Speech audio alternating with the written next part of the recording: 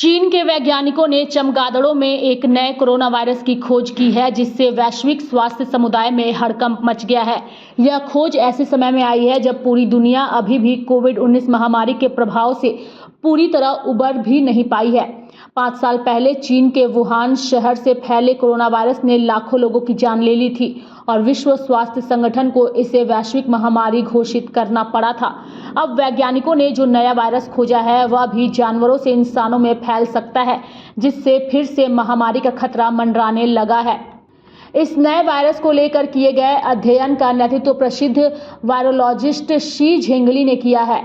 She को bat woman के नाम से भी जाना जाता है, क्योंकि उन्होंने चमगादड़ों में पाए जाने वाले कोरोना वायरस पर लंबे समय तक शोध किया है। यह अध्ययन Guangzhou lab, Guangzhou academy of sciences, Wuhan विश्वविद्यालय और वुहान इंस्टीट्यूट ऑफ वायरोलॉजी के वैज्ञानिकों के सहयोग से किया गया है।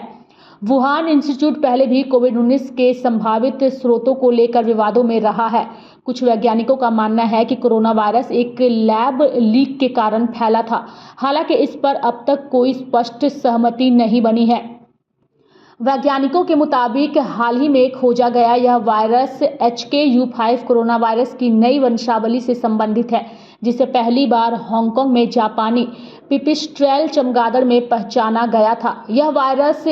यह वायरस मेरबेको वायरस उपवंश से संबंधित है, जिसमें मध्य पूर्व श्वसन सिंड्रोम पैदा करने वाला वायरस भी शामिल है। चिंता की बात यह है कि यह नया वायरस इंसानों में संक्रमण फैलाने के लिए वही मानव रिसेप्टर का उपयोग करता है जो कोविड-19 का कारण बनने वाले SARS-CoV-2 वायरस द्वारा किया जाता है। इसका मतलब है कि यह वायरस भी इंसानों में तेजी से फैल सकता है और गंभीर संक्रमण फैला सकता है।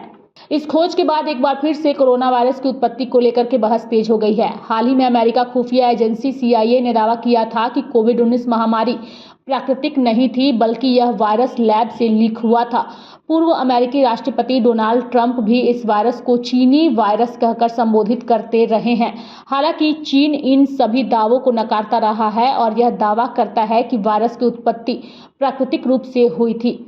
नए वायरस की इस खोज के बाद वैज्ञानिकों और स्वास्थ्य एजेंसियों की नज़र इस पर बनी हुई है।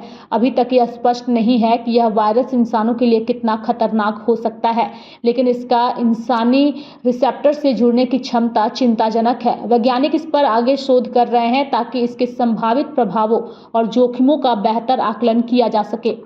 चीन में मिले इस नए वायरस पर वैज्ञानिकों और स्वास्थ्य एजेंसियों की नज़र बनी हुई है। अब तक यह स्पष्ट नहीं हो सका है कि यह वायरस इंसानों के लिए कितना खतरनाक हो सकता है या फिर नहीं, लेकिन इस वायरस के इंसानी रिसेप्टर से जुड़ने की क्षमता चिंताजनक है। ऐसे में अगर संक्रमण का खतरा बढ़ता है तो चीन के साथ साथ ये विश्व के लिए खतरे का संकेत है।